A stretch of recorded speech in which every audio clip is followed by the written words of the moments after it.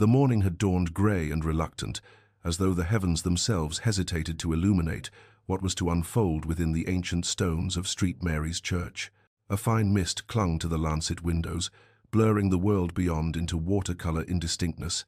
and within the side chapel where Miss Eleanor Hartley waited, the air had grown thick with the peculiar silence that accompanies abandonment. She sat upon the worn wooden pew, her wedding gown a cascade of ivory silk and Belgian lace that had seemed so luminous in her chamber that morning, but now felt heavy as chainmail, each layer of tulle and satin pressing down upon her shoulders with increasing weight. 3 hours had passed since the appointed time, 3 hours marked by the methodical ticking of the church clock,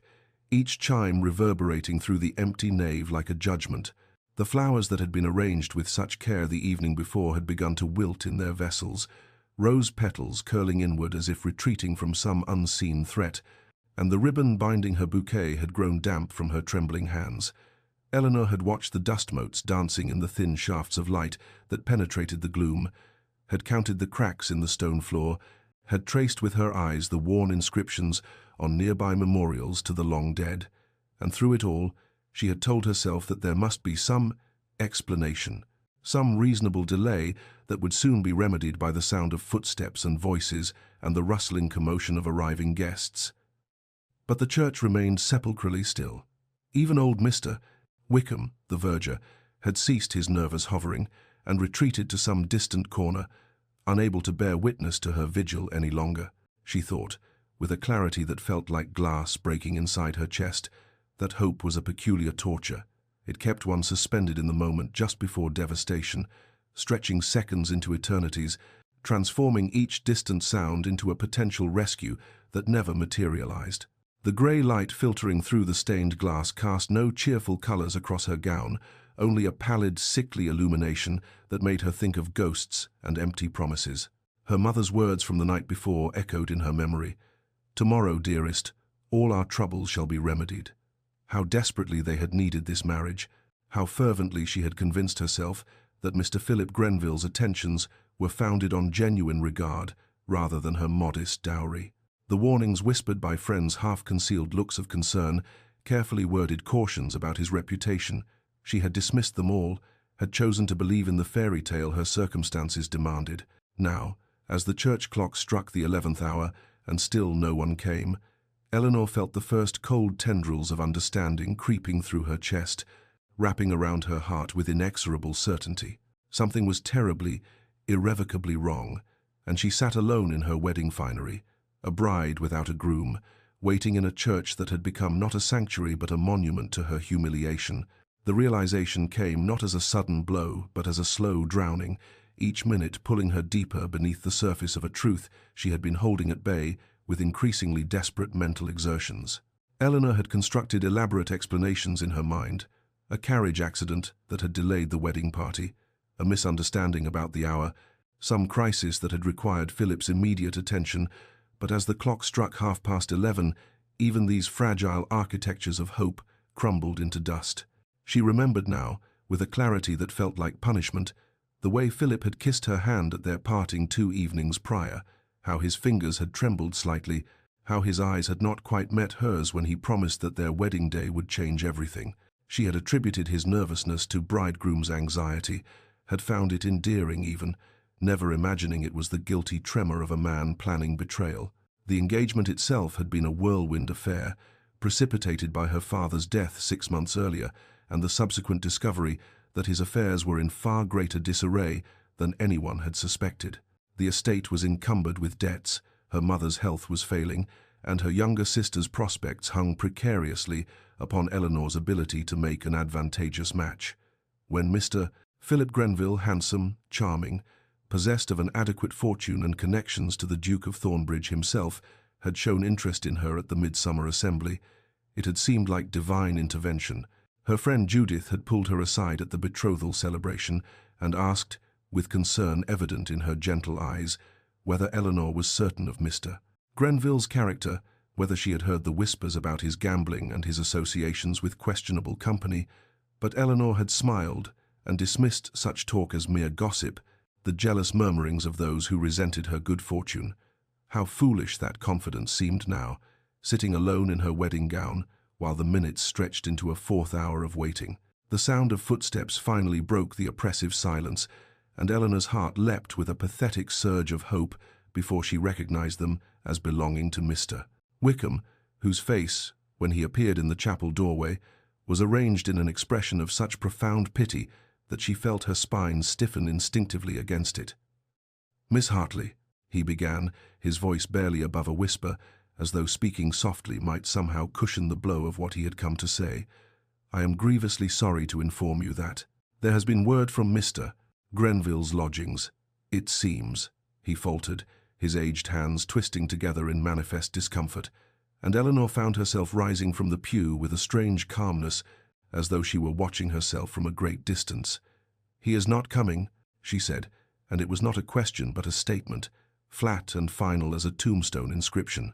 The verger's nod of confirmation was almost redundant. She had known, somewhere in the deepest chambers of her heart, from the moment the first hour had passed without explanation, that she had been jilted, abandoned, left waiting in a church like some cautionary figure from a moral tale. And as this knowledge settled fully into her bones, Eleanor discovered that she possessed reserves of pride she had not known existed, for she did not weep or wail or collapse, but merely gathered her heavy skirts in her hands and asked, in a voice that barely trembled,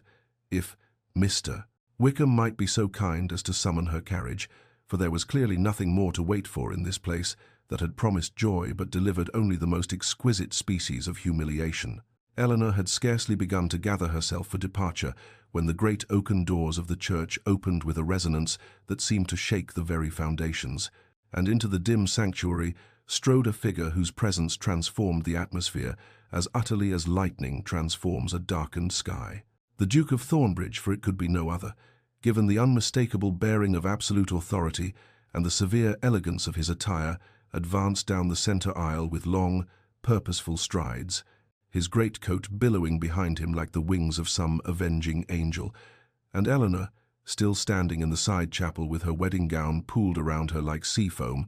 felt herself freeze in an attitude of mortification so complete that she could not even summon the will to flee. He was tall, formidably so, with dark hair that showed threads of silver at the temples, despite his years numbering perhaps 35, and his face was all sharp angles and austere planes, handsome in the manner of a hawk or some other noble predator,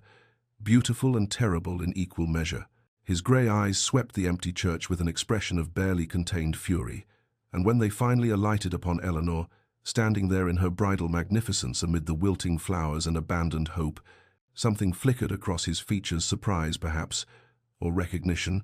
or the faintest shadow of discomfort, before his countenance hardened once more into a mask of aristocratic disdain. "Miss Hartley, I presume," he said, and his voice was deep and cold as winter water, carrying the accent of one educated at Cambridge and raised in drawing-rooms where every word was measured for its strategic value, and Eleanor, summoning reserves of dignity from some deep well she had not known she possessed, lifted her chin and met his gaze with all the composure she could command, though she felt her humiliation settling upon her shoulders like a mantle of lead. "Your Grace," she replied, proud that her voice emerged steady despite the trembling that had overtaken her limbs, and she observed the way his eyes travelled over her wedding gown with something that might have been contempt or might merely have been the aristocratic assessment of one who sees clearly the pretensions of those beneath his station. He made no bow, offered no courtesy beyond a curt inclination of his head, and proceeded to speak with the blunt directness of one accustomed to issuing commands rather than making conversation. "I am searching for my cousin, Mr. Philip Grenville, who was, I understand, meant to meet you here this morning." The way he pronounced the word "meant" carried within it volumes of skepticism and disdain, as though the very notion of Philip fulfilling any obligation was laughable, and Eleanor felt something hot and bitter rise in her throat, whether rage or grief, she could not say. "Mr. Grenville is not here,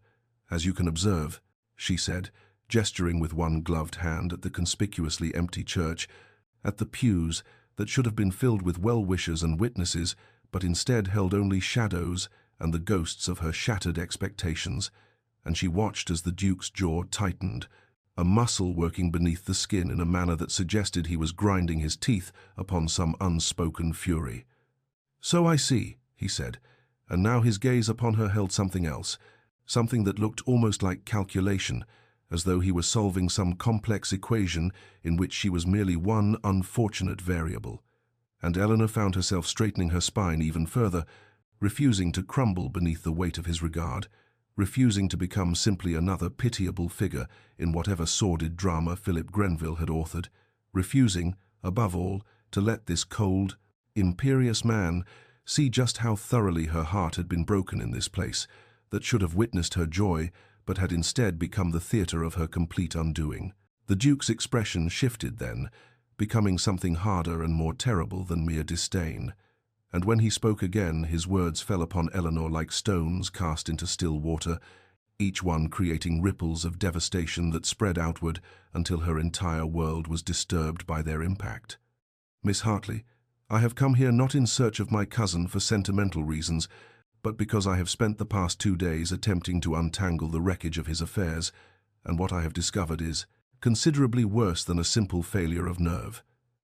He paused, seeming to weigh his next words with the care of one handling explosives, and Eleanor felt her breath catch in her throat, some instinct warning her that whatever revelation was coming would shatter what few illusions remained to her. "Philip has fled to the continent, to France, my investigators believe, and he has not gone alone but in the company of a Mrs. Lucia Fairchild, a widow of questionable reputation, with whom he has apparently been entangled for the better part of a year."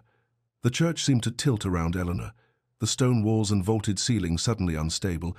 but she locked her knees and kept her expression carefully neutral, determined not to give this cold, imperious man the satisfaction of witnessing her complete collapse. "Furthermore," the Duke continued, his grey eyes fixed upon her with an intensity that felt almost surgical, as though he were cataloguing each minute reaction for future reference, "my investigation has revealed that your dowry, the £5,000 your family provided upon the engagement, was gambled away by Philip over the course of several weeks at various establishments of ill repute in London, the final portion lost in a single disastrous evening at a faro table in a club I shall not name in present company." Eleanor heard the words, understood their meaning, but found herself unable to fully comprehend their implications. That money had represented everything her family had left, scraped together through the sale of her mother's jewels and her father's remaining investments, offered up as the price of her security and theirs, and now it was simply gone, dissolved into the ether of Philip Grenville's weakness and vice. "I see," she said, and her voice sounded strange to her own ears, distant and hollow, as though it belonged to someone else entirely, and she watched the Duke's expression shift again, something that might have been respect or possibly merely surprise flickering across his austere features as he observed her refusal to succumb to hysterics. "Miss Hartley," he said, and now his tone had gentled fractionally, though it remained formal and proper, "I cannot undo the damage my cousin has inflicted upon you,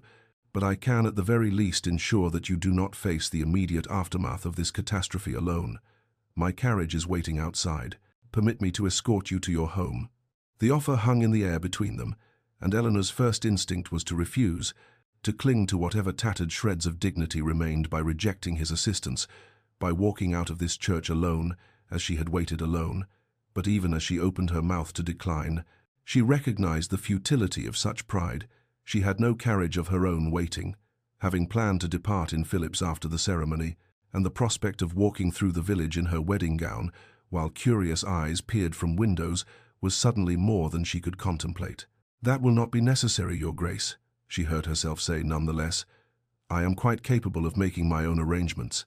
But the Duke shook his head, and for the first time something that might have been genuine feeling entered his voice as he replied, "Miss Hartley, my cousin has brought sufficient shame upon my family name today. Allow me to preserve what little honor remains to us by performing this one service. I insist."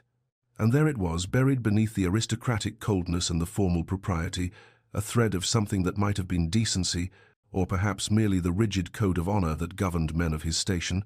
And Eleanor, recognizing that she had neither the strength nor the resources to refuse, finally nodded her acquiescence and allowed the Duke of Thornbridge to offer his arm and escort her, in all her bridal finery and fresh devastation,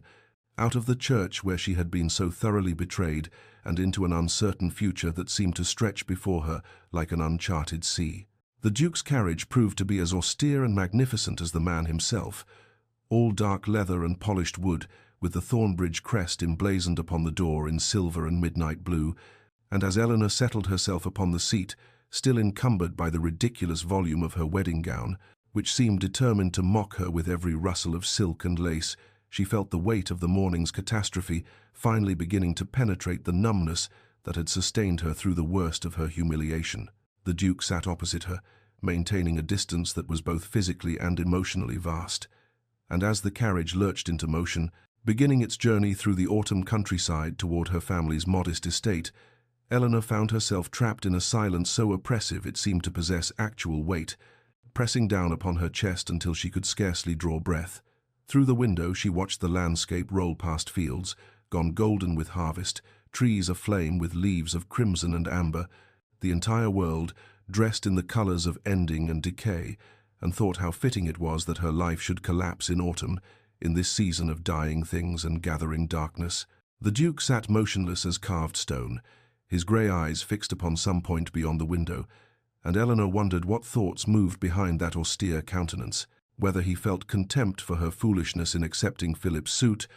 or merely the cold satisfaction of one who has successfully discharged an unpleasant obligation. She could feel her composure beginning to fracture, hairline cracks appearing in the facade of dignity she had maintained so carefully, and she turned her face toward the window so he would not observe the trembling of her lips or the moisture gathering in her eyes, despite her best efforts to contain it. The first sob escaped her throat before she could suppress it, a small sound of anguish that seemed obscenely loud in the carriage's confined space, and she pressed her gloved hand to her mouth, mortified to be breaking down before this cold, imperious stranger who already had ample reason to think her pitiable. But then, with a gesture so unexpected it shocked her into momentary stillness, the Duke reached into his coat and withdrew a handkerchief of fine linen, offering it to her without a word, and when Eleanor finally accepted it, her fingers brushing his for the briefest instant, she thought she detected something in his expression that might have been sympathy, or perhaps merely the discomfort of one unaccustomed to witnessing feminine distress. "Philip and I were raised together after my parents died," he said abruptly, his voice cutting through her tears with the precision of a blade. "He was given every advantage, every opportunity to make something honorable of himself, and he has squandered all of it in pursuit of pleasure and immediate gratification, caring nothing for the destruction he leaves in his wake." Eleanor raised her eyes to his face and saw there a complexity of emotion. She had not expected anger, certainly, but also something that looked almost like grief, the particular sorrow of one who has lost faith in someone once valued. "I have spent years attempting to shield him from the consequences of his choices," the Duke continued, paying his debts, smoothing over his scandals, telling myself that eventually he would mature into responsibility, and instead he has this. His gesture encompassed Eleanor, the wedding gown, the entirety of the disaster, and she found herself nodding, understanding that Philip Grenville had destroyed more than her dreams today, had betrayed more than her trust. The carriage turned onto the narrow lane that led to her family's estate, and Eleanor watched the Duke's expression shift as he observed the modest house with its peeling paint and overgrown gardens, the visible markers of genteel poverty that her family had attempted to disguise but which were unmistakable to an educated eye, and she saw him comprehend fully, perhaps for the first time, just how desperate her circumstances had been, how completely Philip's betrayal had devastated not merely her heart, but her family's very survival. The weeks that followed Eleanor's abandoned wedding unfolded with the inexorable quality of a nightmare from which one cannot wake, each day bringing fresh humiliations and mounting catastrophes that seemed designed by some cruel providence to test the very limits of human endurance. Within 3 days of that terrible morning, the story had spread through society like plague, through a medieval city whispered in drawing rooms, discussed over tea, embellished with each retelling, until Eleanor found herself transformed from a respectable young woman into an object of either pity or scorn, depending on the temperament of those who spoke her name. Former friends who had once called upon her with regularity now crossed to the opposite side of the street when they encountered her in the village, their discomfort with scandal outweighing whatever genuine affection they might once have felt, and Eleanor learned the particular bitter lesson that adversity reveals the true character of one's acquaintances, stripping away the veneer of polite society to expose the self-preservation and cowardice beneath. Her family's financial situation, already precarious before Philip's betrayal, rapidly deteriorated into something approaching desperation as creditors who had been patient in anticipation of the dowry's return now demanded immediate payment, and Eleanor watched her mother's health decline with each new crisis, the older woman taking to her bed with an illness born as much of anxiety and shame as any physical ailment. The necessity of dismissing servants became unavoidable, first the under-housemaid, then the groom, finally even Mrs. Carson, who had been with the family since Eleanor was a child, and each departure felt like another small death, another acknowledgement of how far they had fallen and how much further they might yet descend. Eleanor herself began the grim work of cataloguing which possessions might be sold, moving through the house like an appraiser at an estate sale, attaching monetary value to objects that held primarily sentimental worth,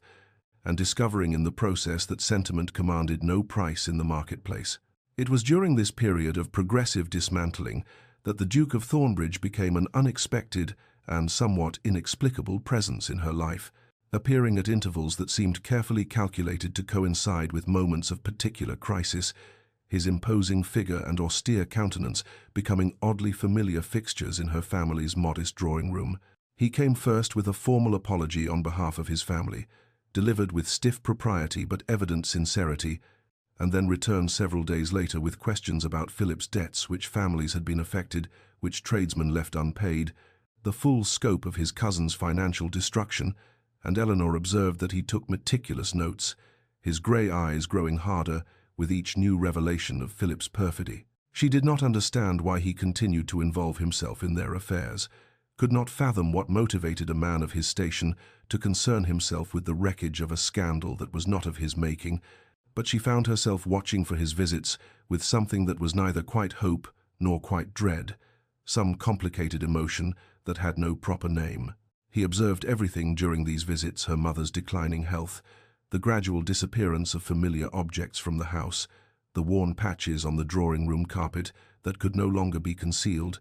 Eleanor's own increasing exhaustion as she took on work previously done by servants, and though he said little, she sensed in him a quality of watchful assessment, as though he were gathering information toward some purpose he had not yet revealed. There was something in his manner during these encounters that had shifted since that first terrible day,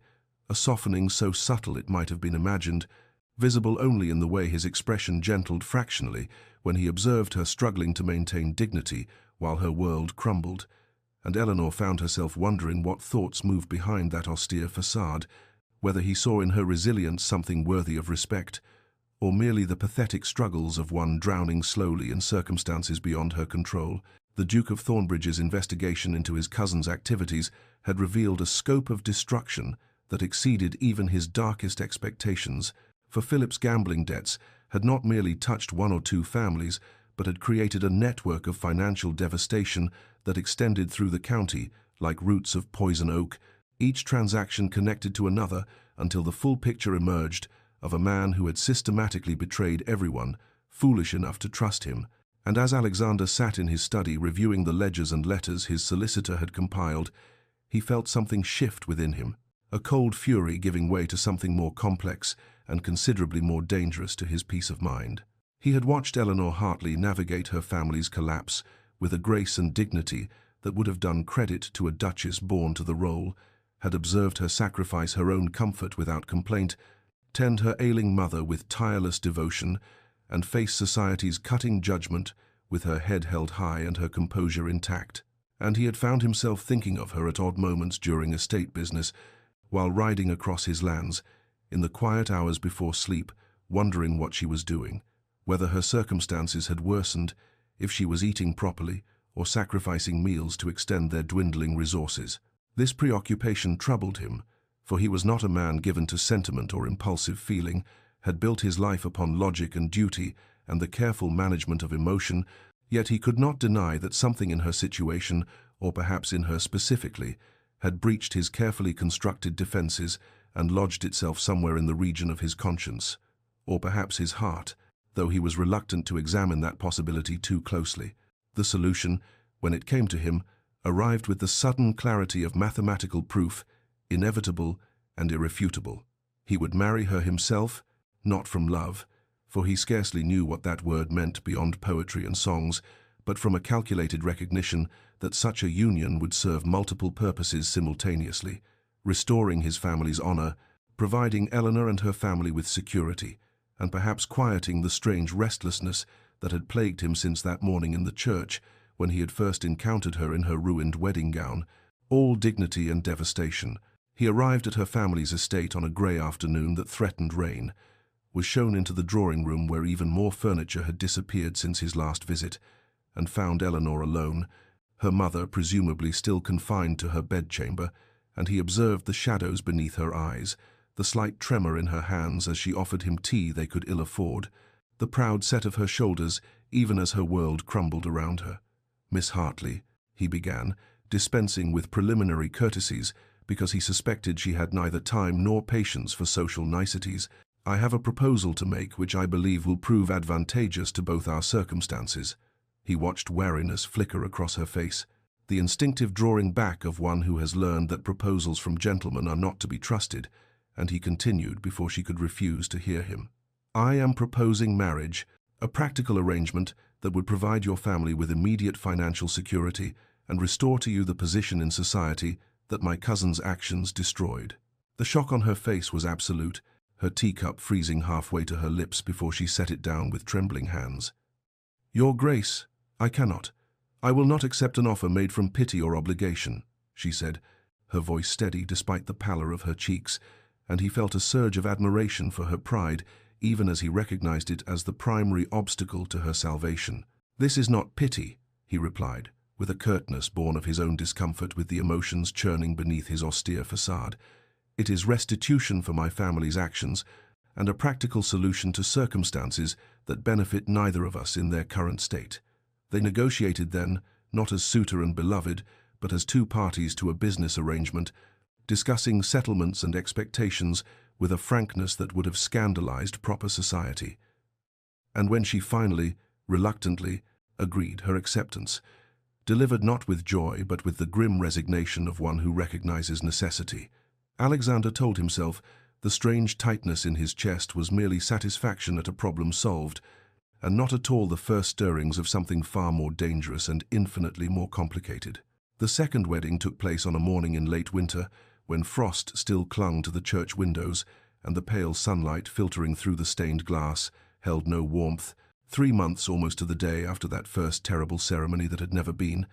and Eleanor stood in the same vestibule wearing a different gown, simpler, more sombre, the ivory silk purchased by the Duke's solicitor and delivered to her home with business-like efficiency, and felt nothing but a peculiar numbness, as though some essential part of herself had been carefully excised and stored away where it could no longer be damaged. The contrast between the 2 wedding days struck her with almost mythic symbolism.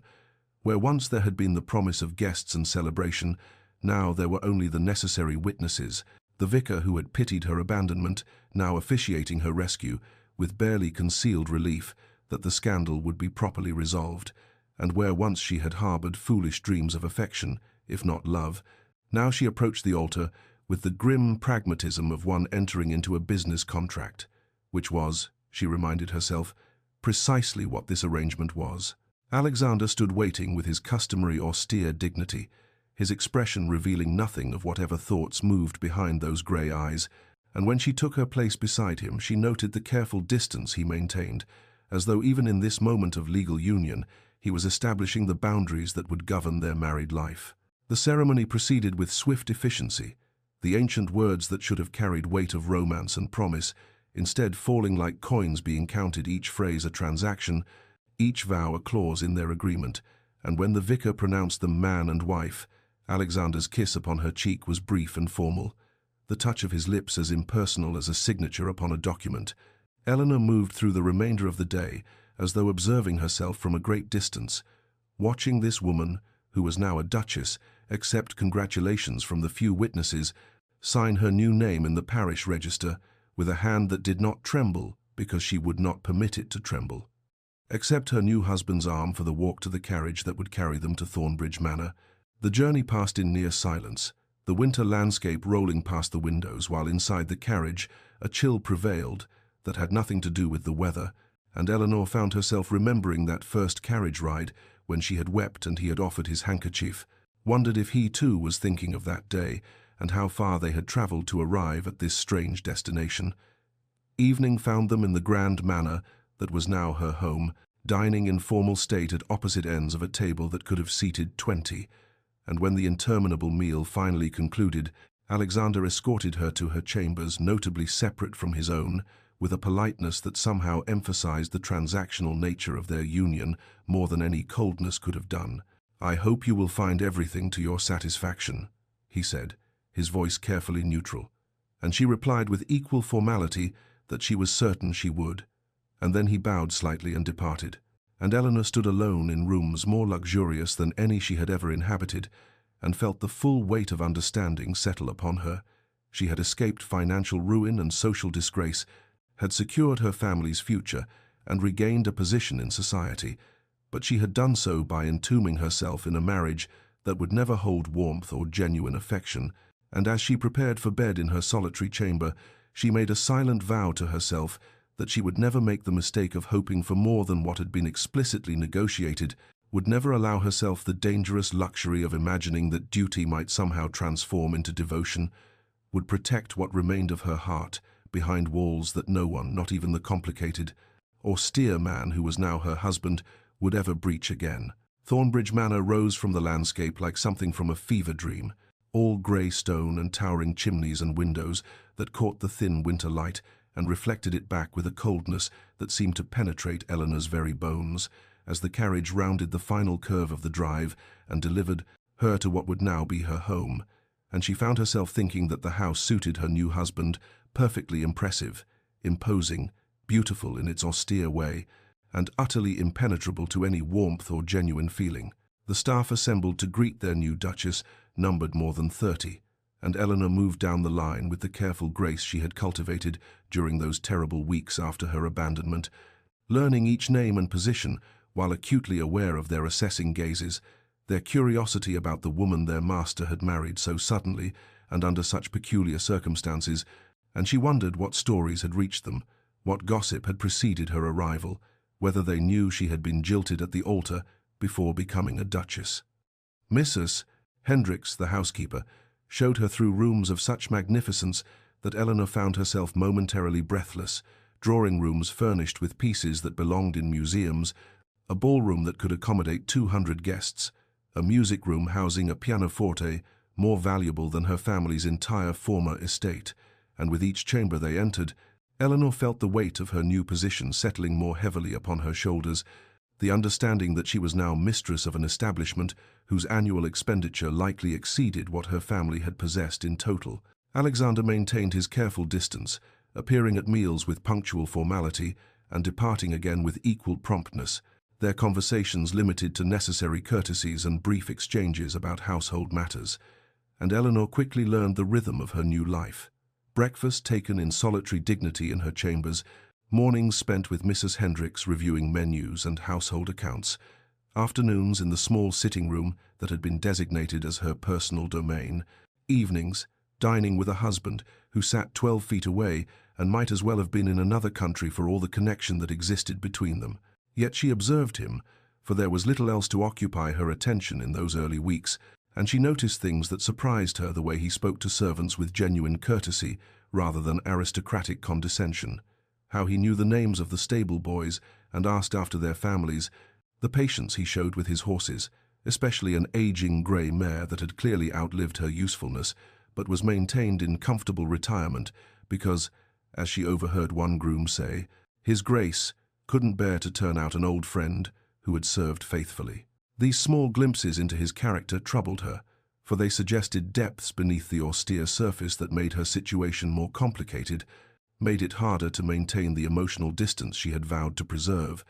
and she found herself lying awake in her luxurious bedchamber, all silk hangings and fine linens, and a loneliness more profound than any she had known in poverty, wondering if she had traded one form of misery for another, if a lifetime of comfort without connection might prove harder to bear than financial struggle had been,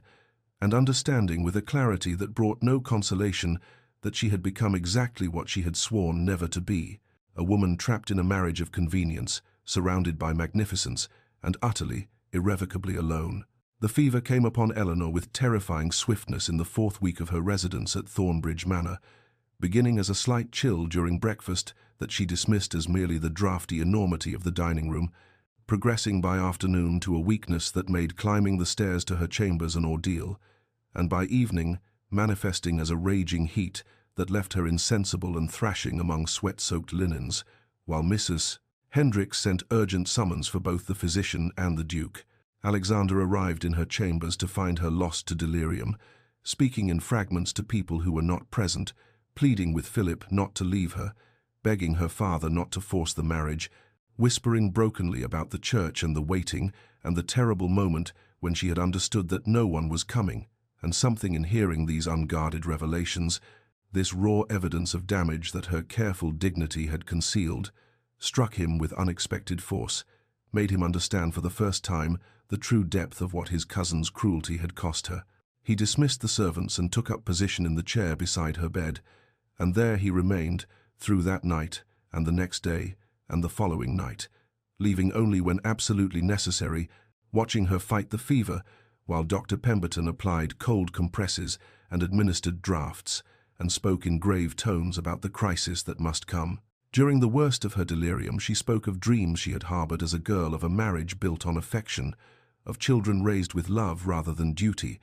of a partnership where she might be valued for more than her family connections, and Alexander found himself profoundly moved by these modest aspirations that Philip's abandonment and his own cold arrangement had together destroyed, found himself experiencing an unfamiliar twist of something that might have been guilt or regret, or perhaps the first stirrings of a feeling he was not yet prepared to name. The fever broke on the 3rd morning as pale sunlight filtered through the chamber windows, and Eleanor's eyes opened with genuine awareness. For the first time in days, confusion crossing her features as she registered her husband sitting beside her bed, his formal attire rumpled and his expression holding a weariness that suggested he had maintained his vigil for some time. "You stayed," she whispered, her voice hoarse and wondering, and he found himself reaching for her hand almost without conscious thought, his fingers closing around hers with a gentleness that surprised them both. "I could not leave you to fight alone," he said quietly, and then, with evident difficulty, added,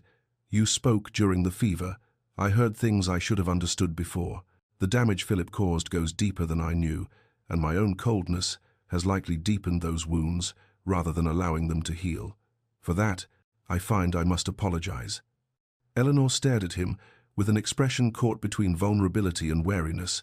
her hand still resting in his,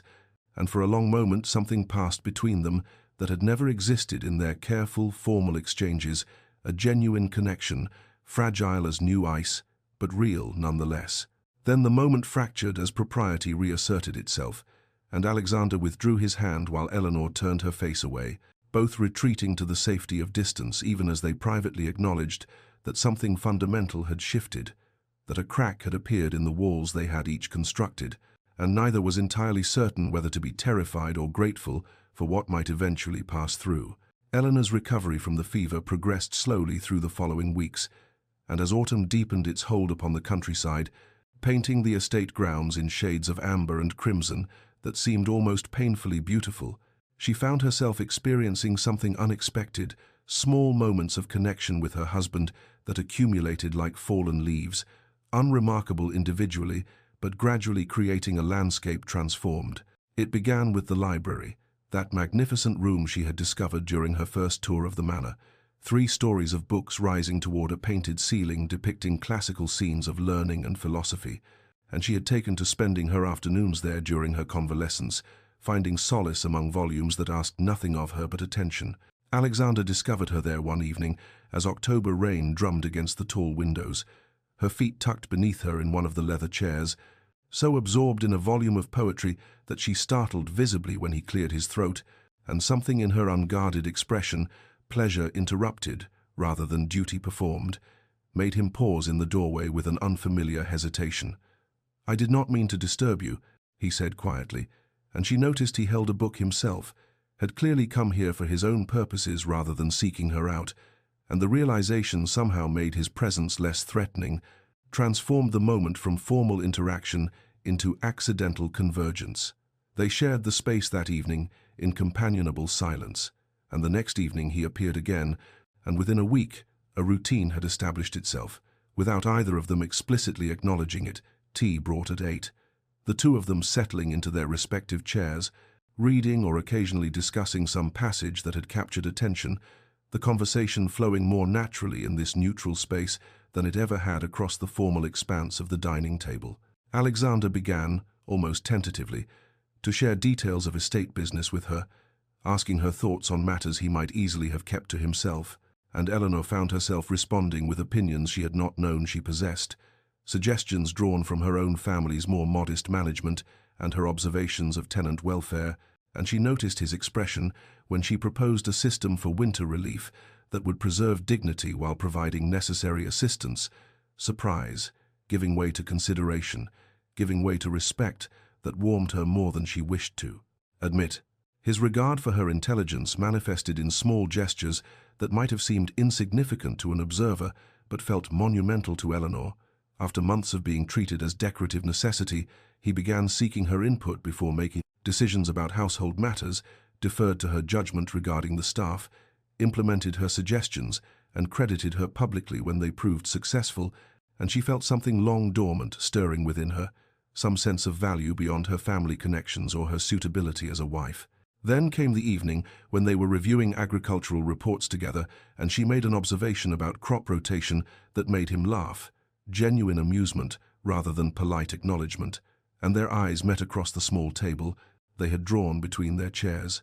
and Eleanor found herself smiling in return, the expression feeling strange on her face after so many months of careful neutrality. And for a moment something passed between them that was neither duty nor arrangement, but simply two people discovering unexpected pleasure in each other's company. Neither spoke of it afterward, both retreating into familiar formality as if by unspoken agreement, but Eleanor lay awake that night, thinking about the sound of his laughter and the way his severe features had transformed with genuine pleasure, and she understood with a clarity that brought both hope and terror that the walls she had built around her heart were beginning to develop fissures, that despite every vow she had made to protect herself, she was beginning to care for her husband in ways that went far beyond the terms of their careful arrangement. The announcement of the Thornbridge Winter Ball arrived with December's first snow, a social obligation that Alexander could not reasonably avoid given his position, and Eleanor received the news with a dread that manifested as physical weight in her chest, the prospect of facing society as the Duchess of Thornbridge, of standing before those who had witnessed or whispered about her humiliation, filled her with an anxiety she could not entirely conceal, despite her best efforts at composure. She stood for fittings with the modiste Alexander had summoned from London, submitting to the creation of a gown in deep sapphire silk that the woman insisted would be perfection itself, but Eleanor saw only another costume for another performance, another test she might fail before an audience eager to find her wanting. The evening of the ball arrived cold and crystalline, the manor ablaze with candlelight and filled with the cream of society, and Eleanor descended the main staircase feeling much as she had in that church months ago on display, vulnerable, waiting for judgment until she reached the bottom step and found Alexander waiting there, something in his expression as he took in her appearance making her breath catch, a warmth in his gaze that was neither dutiful nor detached, but genuinely appreciative, almost possessive. He offered his arm and leaned close enough to whisper, "You are magnificent, and I shall be the envy of every man present." And though she knew such words were likely mere courtesy, they steadied her nonetheless as they moved into the ballroom to receive their guests. She felt the stares, heard the whispers that were perhaps not quite as discreet as their speakers imagined, caught fragments of speculation about the hasty marriage and what desperation had driven a duke to rescue Philip Grenville's leavings, and she maintained her composure through sheer force of will, smiling graciously and responding to pleasantries with a dignity that cost her more than anyone could know. Then Alexander led her onto the floor for the first dance, and as his hand settled at her waist and they began to move through the figures of the waltz, Eleanor became suddenly intensely aware of him in a way that transcended their growing friendship. The strength of his hand, guiding her, the way he looked at her as though she were the only person in the crowded ballroom, the charge that seemed to arc between them when their eyes met and held for a moment longer than strictly necessary. They were halfway through the second dance when Lord Ashworth, a man who had once paid her tepid court before her engagement to Philip, passed near enough to be heard remarking to his companion that the Duke had certainly demonstrated admirable charity in taking damaged goods off the market, and Eleanor felt rather than saw Alexander's reaction the sudden tension in his frame, the dangerous quieting of his expression before he smoothly concluded their dance and turned with deliberate purpose toward Ashworth. What followed happened so quickly that most guests missed it entirely, but Eleanor stood frozen as Alexander approached the man with a cold fury that made his aristocratic bearing seem less polished gentleman and more predatory lord, and in a voice pitched low but carrying unmistakable menace, informed Ashworth that he would apologize to the Duchess immediately, or find himself permanently unwelcome in any home of consequence, that any man who dared insult his wife would answer to him personally. And did Ashworth understand him perfectly clearly? The apology came stammered and pale-faced, and Alexander returned to Eleanor's side and guided her to a private alcove off the ballroom, and there in the sheltered dimness, he said quietly, "I should have protected you from such vulgarity long before now, should have made clear from the beginning that you are not a charity case but my wife, and anyone who fails to show you proper respect fails to show respect to me." Eleanor found herself staring at him with an expression she could not entirely school, something in her chest cracking open at this fierce defense, this public claiming that went far beyond the terms of their arrangement, and when she finally found her voice she said softly, "You did not have to do that, I am accustomed to managing such remarks." But he shook his head and replied, "Perhaps you should not have to be, and perhaps I am weary of pretending that our marriage is merely a convenient arrangement, when you have become far more important to me than convenience could ever explain." And Eleanor felt the last of her carefully maintained barriers beginning to crumble, felt herself softening toward this man who had started as her reluctant savior and was becoming, despite all her resolutions to protect her heart, someone she could no longer imagine living without. Winter settled over Thornbridge Manor with a quietness that seemed to muffle the world beyond the estate's boundaries, snow falling in steady silence through January nights and transforming the grounds into something from a fairy story. And as the cold deepened and darkness came early, Eleanor and Alexander found themselves spending longer hours in the library, that sanctuary that had become the truest home either of them had known, where the fire burned bright and the outside world with all its expectations and judgments could not penetrate. Their evening ritual had evolved beyond companionable silence into something more intimate conversations that began with estate, business, or some passage from a book, but gradually, almost imperceptibly, deepened into territories neither had expected to explore.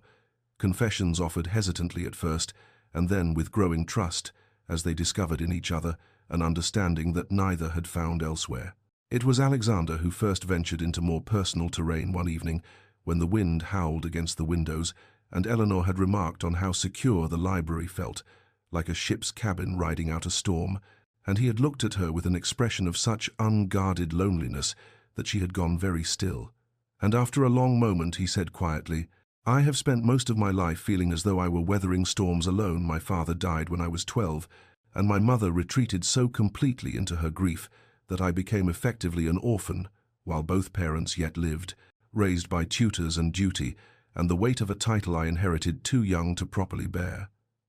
Eleanor listened as he spoke of a childhood devoid of warmth, of learning to suppress emotion because there was no one to receive it, of becoming the cold, controlled man society expected a duke to be because he had never been shown another way to exist, and she felt her heart breaking for the lonely boy he had been, the isolated man he had become, and without thinking, she reached across the small space between their chairs and placed her hand over his where it rested on the arm of his seat. He stared at their joined hands as though he had never seen such a thing before, and then his fingers turned beneath hers and clasped, holding on with an intensity that spoke of needs long denied, and Eleanor found herself sharing things she had never voiced, her dreams of a different life before her family's circumstances became so dire, her love of learning that had no outlet in a world that valued women only for their marriage prospects, her secret writing that she had abandoned after the scandal, because even that small joy had felt like a luxury she no longer deserved. They spoke of books they had loved as children, of ideas they had never dared voice in company, of fears and hopes that neither had imagined sharing with anyone, and Eleanor realized with a clarity that was both exhilarating and terrifying that this meeting of minds and souls in honest conversation was a form of intimacy more profound than any she had imagined, that she was falling in love, not despite their arrangement, but because of these moments where they met as equals, as partners, as two people discovering that beneath their carefully constructed exteriors lived kindred spirits who had been lonely for far too long. Alexander must have felt it too, for as the clock struck midnight and the fire burned low, he said softly, still holding her hand, "I find I am no longer certain what this marriage is. Eleanor," it began as obligation and arrangement, "but you have become something else to me, something I lack the words to properly express," and she felt tears prick her eyes because she understood exactly what he meant, felt the same confusion and hope and terror, wanted to tell him that she was falling for him, but could not quite summon the courage, could only squeeze his hand and whisper, "I know I feel it too. This change between us, and I confess I do not know what to do with these feelings." And they sat there in the dying firelight, holding hands like young lovers, both aware that they were standing at a precipice that would require courage. Neither was certain they possessed, both fighting against the vulnerability that love demanded, even as they felt themselves drawn inexorably toward it, toward each other, toward a future neither had planned but both were beginning desperately to want. Spring came tentatively to Thornbridge Manor, snowdrops pushing through the last frost, and birdsong returning to the gardens, and with it came a transformation in the household, as subtle and inevitable as the changing season. Alexander and Eleanor moving through their days with an awareness of each other that was both exhilarating and terrifying, their conversations deepening, their silences growing more comfortable, their hands finding reasons to touch in passing with an electricity neither quite acknowledged, but both felt acutely, until one morning in early March, when Eleanor was arranging flowers in the morning room and heard raised voices from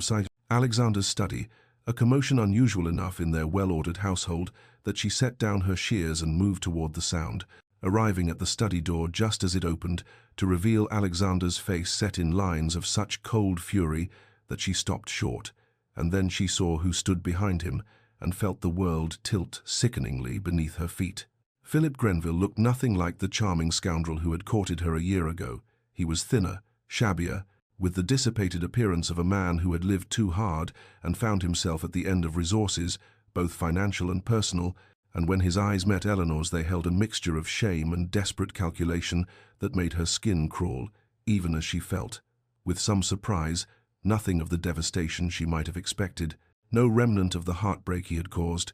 only a distant pity for this pathetic creature who had once held the power to destroy her world. Alexander moved to place himself between Eleanor and his cousin with a protectiveness that was instinctive and absolute, and in a voice that could have frozen the spring morning said, "My wife need not be subjected to your presence. You will state your business quickly and then remove yourself from my home and never return." But Philip, with the recklessness of the truly desperate, pushed past Alexander and addressed Eleanor directly, stammering apologies that sounded rehearsed and insincere, speaking of circumstances beyond his control and mistakes he regretted, asking her to intercede with Alexander on his behalf, to convince the Duke to extend family charity to a cousin who had nowhere else to turn. Eleanor found her voice, though it seemed to come from a great distance, clear and steady despite the unreality of the moment, and she said quietly, "You destroyed my life without a moment's hesitation. Mr. Grenville left me waiting in that church for hours, stole my dowry, ruined my family's circumstances and my reputation, and disappeared without even the courtesy of a note of explanation, and now you come here seeking my assistance?" And she saw him flinch but continued, "I find I have nothing for you, sir, not anger, not forgiveness, nothing at all, save perhaps pity that you have become this hollow thing, and I thank you for your cruelty because it led me here, to this life, to a marriage that has proven far worthier than anything you could have offered." Alexander was staring at her with an expression of fierce pride and something deeper, something that made her breath catch, but Philip, sensing his avenue of appeal closing, turned ugly in his desperation and spat, that of course she would defend Alexander. Perfect Alexander, who had everything handed to him by accident of birth, who had never had to struggle or compromise, who had always been their grandmother's favorite, while Philip received nothing but criticism and comparison, who had probably orchestrated Philip's ruin just to steal away Eleanor for himself. The accusation was so absurd that Eleanor might have laughed, had Alexander's reaction not been so immediate and dangerous. He crossed the room in 3 strides and seized Philip by the collar with a violence she had never imagined him capable of, and through clenched teeth said, "You will not speak of her, you will not think of her, you will take yourself from this house immediately, and should you ever approach her again, I will destroy you so completely that you will wish you had never been born. Do you understand me?" And there was something in his voice beyond mere anger, a fierce claiming that made Eleanor's heart race. And when Philip had been physically escorted from the manor by footmen, and Alexander returned to where Eleanor stood trembling in the morning room, he took her hands in his and said with an intensity that bordered on desperation, "You are worth 1,000 of him, worth everything, and I will spend whatever remains of my life ensuring you never doubt that truth again." Eleanor maintained her composure through the remainder of that terrible morning, nodding graciously when Alexander assured her that arrangements would be made to ensure Philip never troubled them again, accepting tea from concerned servants who had witnessed enough of the scene to know something significant had occurred, sitting in the drawing room with her hands folded in her lap as though she were merely tired rather than coming apart at the seams. But the moment she was alone, she fled to the gardens where spring was unfolding in defiance of the winter that still gripped her heart. And there, among the early crocuses and budding trees, she finally allowed the carefully constructed walls she had built around her trauma to crumble, weeping with a violence that shook her entire frame, as everything she had suppressed since that day in the church came flooding back, the humiliation, the fear, the certainty that she was unlovable and unworthy, the conviction that she would never be safe or whole again. She did not hear Alexander approach, did not know he was there until his coat settled around her shoulders and his arms came around her with a gentleness that somehow made her weep harder, and she tried to pull away because she could not bear for him to see her like this, broken and ugly and drowning in pain. But he held her firmly and said into her hair, "Let it out, Eleanor, let it all out. You have been so strong for so long. You need not be strong now." And something in his voice, some quality of absolute permission, allowed her to collapse against him and sob as she had not allowed herself to sob even in the worst moments after Philip's abandonment. When the storm finally passed and she could breathe again, she tried to apologize, mortified by her loss of control. But Alexander tilted her face up with infinite care and said, "You have nothing to apologize for. He hurt you terribly, and you have been carrying that hurt alone. But you are not alone anymore, Eleanor. Do you understand? You will never be alone again." And she shook her head because she could not quite believe it, could not quite trust, and whispered brokenly, "I am damaged, Alexander. Something in me is broken. I think perhaps I am incapable of trusting anyone fully, incapable of the kind of love that a marriage should have, and I fear I have trapped you in this arrangement with a woman who cannot give you what you deserve." He stared at her for a long moment, his face working through emotions she could not quite read, and then he said with a raw honesty that stole her breath, "Eleanor, I have fallen in love with you, not with some idealized version of who you might have been without pain, but with exactly who you are, strength and vulnerability, and all the brave ways you have survived what should have destroyed you, and if you are damaged, then so am I. Lonely and cold and uncertain how to love because I have had so little practice, but I want to learn with you. I want to spend whatever time we have discovering how to heal together." And Eleanor felt her heart crack open at his words even as her mind rejected them, saying desperately, "You cannot mean that. You are being kind because you are honorable and you feel responsible, but you should not bind yourself to me out of obligation." And he made a sound of frustration and kissed her forehead, her temples, the tears still wet on her cheeks, and said fiercely, "Listen to me, you are not an obligation. You are the first person who has ever made me want to be more than the cold, dutiful duke everyone expects. You are intelligence and grace, and a courage that humbles me daily. You have become my dearest friend and my greatest comfort, and somewhere in these months you became essential to my happiness. And I am telling you that I love you not because I pity you, but because not telling you feels like a lie. I can no longer bear to live." And Eleanor looked into his eyes and saw the truth there, naked and vulnerable and terrifying in its intensity, and whispered, "I am afraid, so afraid of hoping, of believing, because I do not think I could survive being wrong about this." And he gathered her closer and said with absolute conviction, "Then I will prove it to you every day for the rest of our lives if that is what you need. I will be patient, Eleanor, because you are worth waiting for, worth everything, and I am not going anywhere." Eleanor remained in Alexander's arms there in the garden as the spring afternoon lengthened around them, and gradually her breathing steadied, and the terrible fear that had gripped her began to loosen its hold, replaced by something more frightening, still a tentative hope that perhaps, impossibly, what he said might be true, that she might be allowed to have this, to feel this, without it being stripped away as everything else had been. And when she finally found the courage to speak, her voice was barely above a whisper as she said, "I think I have been falling in love with you for months now, perhaps since that first evening in the library when you laughed at something I said, and I realized there was warmth beneath all that aristocratic reserve. Certainly by the winter ball, when you defended me so fiercely, I felt my heart crack open despite all my efforts to keep it safely locked away.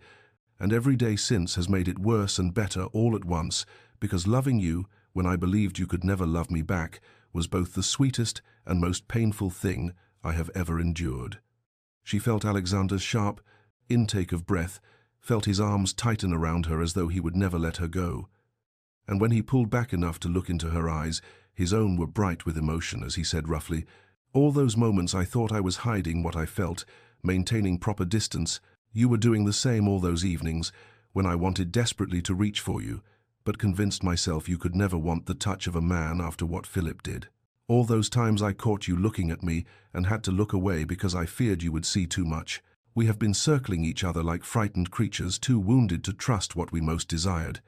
And Eleanor felt laughter bubble up through her tears because it was absurd and beautiful, and so perfectly them, this careful dance they had been performing when they might have simply been honest. And Alexander smiled at her laughter and traced the curve of her cheek with such tenderness that she trembled, and said, "I love the sound of your laughter. I love your intelligence and your courage, and the way you treat every person with dignity regardless of their station. I love how you bite your lower lip when you are concentrating on a book, and how you hum without realizing it, when you arrange flowers. I love that you are kind without being weak, and strong without being hard, and I love that you have somehow taught this cold, distant duke how to feel again, how to hope, how to want something beyond mere duty and obligation."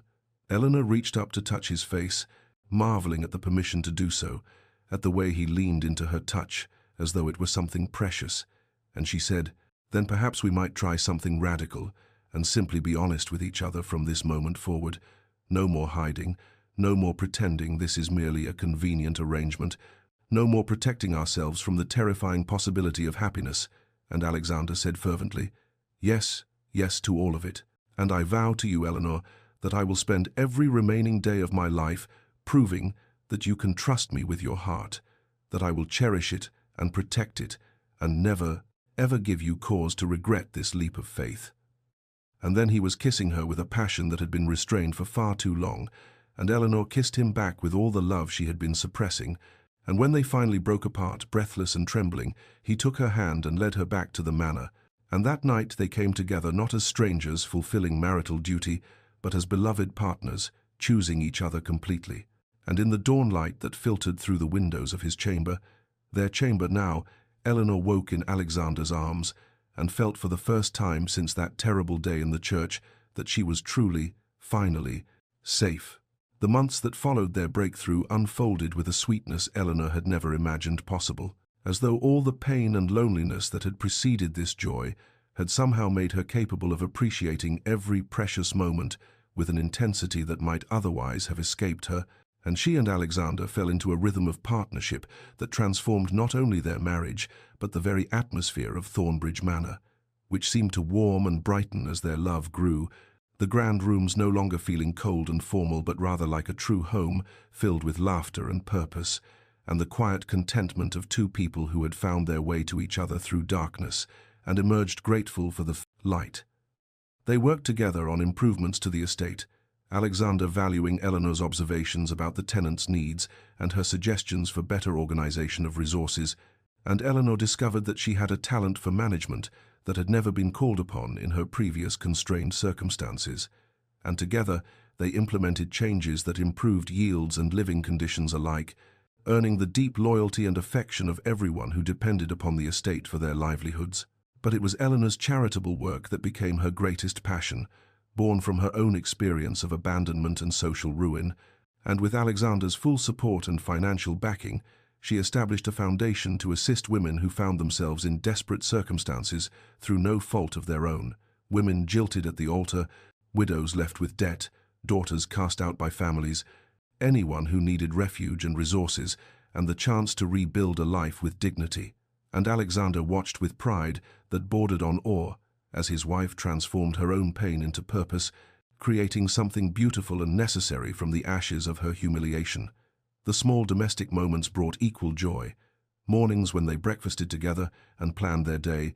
afternoons when Eleanor would seek Alexander's opinion on foundation matters and he would ask her thoughts on estate business, evenings in their beloved library where they now sat close together rather than at opposite ends of the room, the casual touches that had once been so carefully avoided now freely given and received, his hand covering hers, her head resting on his shoulder, the comfortable intimacy of two people who had learned to trust completely. Eleanor's letters to her family carried news of her happiness and included funds that restored their comfort and security, and gradually even her damaged social relationships began to mend as society witnessed the Duke of Thornbridge's obvious devotion to his wife and concluded that perhaps they had misjudged the situation, perhaps Eleanor had been the innocent party after all, and invitations began arriving again, though Eleanor cared far less about society's approval now that she had something infinitely more valuable in Alexander's love. It was on a golden afternoon in late summer, when they were reviewing plans for a new cottage on the estate to house women in the foundation's care, that Eleanor felt the familiar flutter in her abdomen and knew with sudden certainty what it meant. And when she looked up and met Alexander's eyes and said softly, "I believe we are going to have a child," she watched his face transform, with wonder and joy so profound it brought tears to her eyes, and he gathered her into his arms with a tenderness that spoke of reverence for the miracle they had created, and whispered against her hair, "You have given me everything,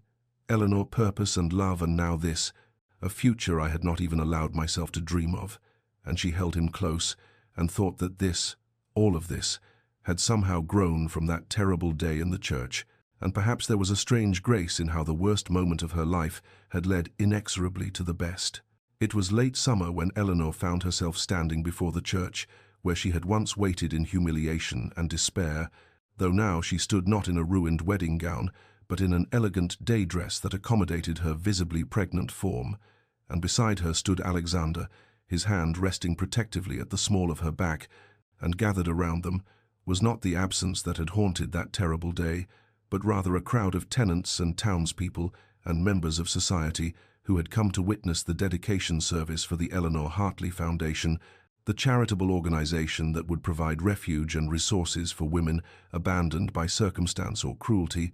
And as Eleanor looked up at the church spire against the bright blue sky, she felt the extraordinary weight of transformation, how this place that had represented her absolute nadir had somehow become the starting point for everything beautiful that followed, how devastation and joy were not opposites, but rather points on a continuum that her life had traced with painful precision. The vicar who had waited with her that awful morning now stood ready to bless the foundation,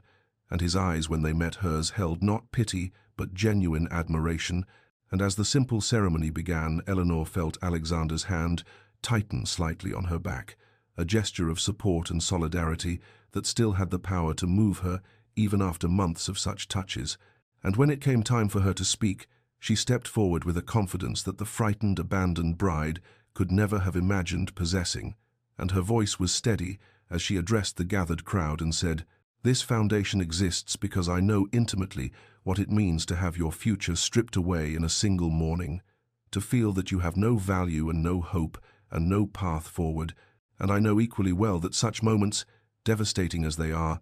need not be the end of one's story but might instead be the painful beginning of something better than you had dared to dream, though you cannot see it in the darkness and must simply endure until the light returns." She saw several women in the crowd wiping their eyes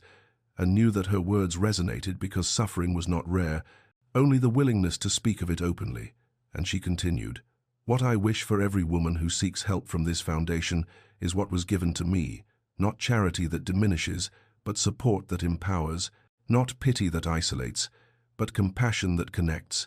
and above all the knowledge that your worst moment does not define your worth or determine your future, that dignity and hope can be rebuilt even from complete ruin, and that second chances, though they may come from unexpected sources and in unexpected forms, are nonetheless precious and real, and worth the courage it takes to accept them." When she finished speaking, there was a moment of profound silence and then applause, genuine and warm, and Alexander stepped forward and shocked the entire assembly by speaking without planned remarks, his voice carrying clearly as he said, "My wife speaks of second chances, but what she does not say is that she gave one to me as well. That in marrying a cold, distant man who offered her a business arrangement, she somehow taught him what it means to love and be loved, and I stand before you all today to acknowledge publicly what I tell her privately each day, that Eleanor is the finest person I have ever known, that I am honored beyond measure to be her husband, and that any good I accomplish in this life will be because she showed me how to see beyond duty to genuine human connection and compassion." Eleanor felt tears streaming down her face as Alexander took her hand and raised it to his lips in a gesture of devotion that left no doubt about the nature of their marriage. And afterward, they planted an oak tree on the church grounds together, their hands covering the same shovel, and Eleanor thought of how trees grew slowly but enduringly, roots deepening over years, branches spreading to provide shelter, and how perhaps that was the truest metaphor for what they had built together from the ruins of that terrible abandoned wedding. Autumn returned to Thornbridge Manor with its characteristic splendor of gold and crimson leaves, and it was on a cool October evening, exactly 1 year after the foundation dedication, that Eleanor's labor began, the pains starting gently as she and Alexander sat in their library and then intensifying through the long night, while Alexander paced the corridors outside their chambers with an anxiety that would have amused Eleanor had she not been so consumed by the primal work of bringing their child into the world. And when dawn broke pale and grey over the estate grounds and the baby's first cry pierced the air, Alexander burst into the room despite the midwife's protests and found Eleanor exhausted and radiant, cradling a tiny daughter with a shock of dark hair, and the expression on his face as he approached them, wonder and terror, and love so overwhelming it seemed to transform his very features, was something Eleanor knew she would carry in her heart forever. And when he carefully took the baby in his arms, his hands trembling slightly as he supported the impossibly small head, he looked at Eleanor with tears streaming unashamedly down his face and said, "She is perfect. You are perfect. I did not know it was possible to feel this much." And Eleanor reached up to touch his cheek and replied softly, "Now you understand why I was willing to hope again, why the risk of loving is always worth taking." And they named their daughter Catherine Rose after both their mothers, and the christening ceremony a month later brought together Eleanor's restored family and Alexander's dignified relatives and the tenants who had come to love their duchess. And as Eleanor stood in the chapel holding her daughter, she thought of that other church and that other ceremony that never was, and felt nothing but gratitude for how that devastation had led inexorably to this joy. The months that followed were a blur of sleepless nights and tiny milestones, and the peculiar exhaustion and exhilaration of new parenthood, and Eleanor watched with deep tenderness as Alexander proved himself as devoted a father as he was a husband, rising in the night to bring Catherine to Eleanor for feeding, changing nappies with aristocratic dignity somehow intact, walking the halls at dawn with their daughter against his shoulder, singing in a soft, uncertain voice the lullabies his own nurse had taught him, in a childhood he had once described as lonely, but now seemed determined to redeem through the warmth he provided his own child. And Eleanor's foundation continued to thrive even as she managed the demands of motherhood. The cottage on the estate, now home to 3 women rebuilding their lives, and she felt a deep satisfaction in proving that one could be both a devoted mother and a woman of purpose beyond the nursery, that these roles need not conflict, but could rather enrich each other. 2 years passed in this contented rhythm, and then Eleanor found herself pregnant again, and when she delivered a healthy son on a spring morning with Alexander once more at her side, their family felt complete in a way that brought tears of joy to both their eyes, and they named him Thomas Philip, The second name a gesture of forgiveness that Alexander insisted upon, saying that he wanted to redeem even that tainted appellation by attaching it to a child raised in love rather than the bitterness that had shaped his cousin's character. And Eleanor agreed, because she had learned that healing sometimes meant reclaiming what had been spoiled and making it beautiful again. The years that followed were filled with the organized chaos of young children, the sound of laughter echoing through halls that had once been silent and cold, Catherine learning to ride her first pony with Alexander walking beside her, and Eleanor watching from the paddock fence with Thomas in her arms, family dinners, where the formal dining room rang with childish chatter and the relaxed conversation of parents who had learned to find joy in the ordinary, evenings when Eleanor and Alexander would finally collapse in their library after the children were asleep and sit in comfortable silence or quiet conversation, their peace hard-won and therefore precious, and occasionally Alexander would look at Eleanor with an expression of almost bewildered gratitude and say something like, "Do you ever marvel at what we have built from such unpromising beginnings?"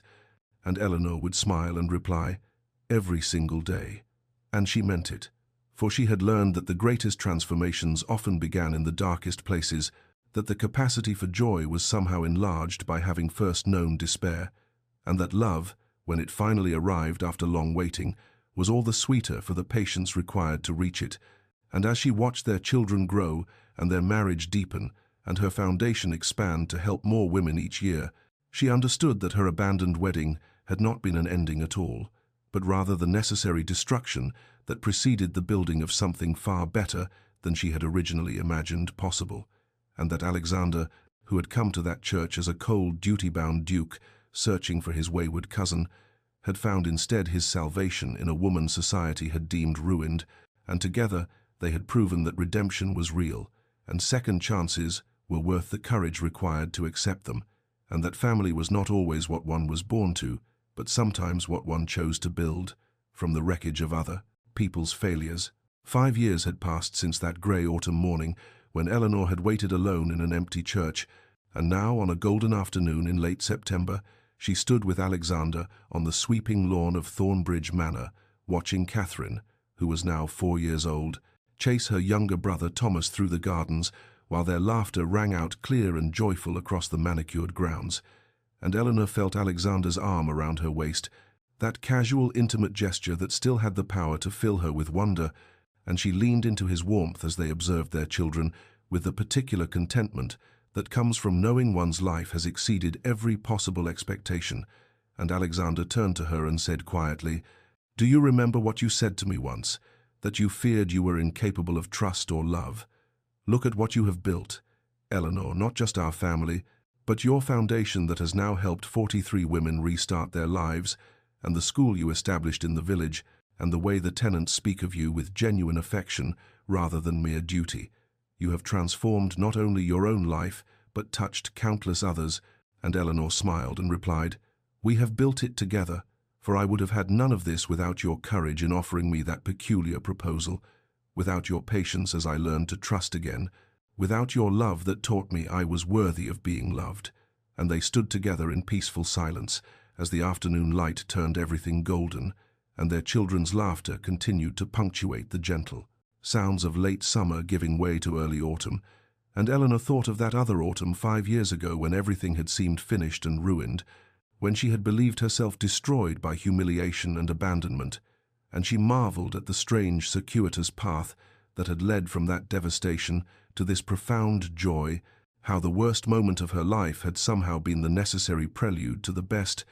how Alexander, who had seemed so cold and distant at their first meeting, had become the man who knew her heart more intimately than she knew it herself,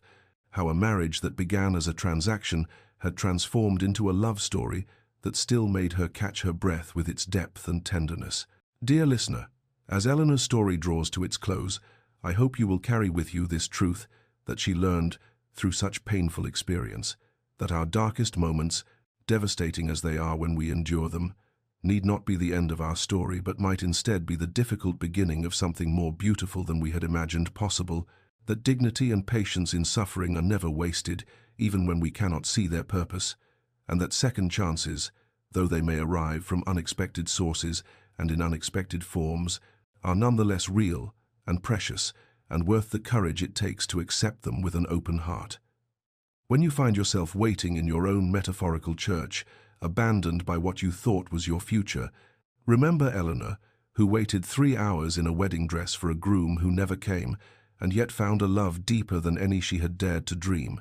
And know that your story too is not finished, that transformation is always possible, that hope is not foolishness but wisdom, and that the person you are meant to become often emerges from the ruins of who you thought you would be. May you find the strength to endure your darkest hours with grace, the courage to accept help from unexpected quarters, the patience to let love grow slowly and surely from unpromising beginnings, and may you eventually stand as Eleanor did on a golden autumn afternoon, surrounded by more joy than you believed possible, looking back on your devastation with gratitude for the journey it began. Rest now, and trust that even in your waiting, you are not abandoned, and that the story being written in your heart has chapters yet unread that may surpass your brightest hopes, for love has its own mysterious timing, and often arrives not when we demand it, but when we have finally learned to receive it, with the depth and wisdom it requires.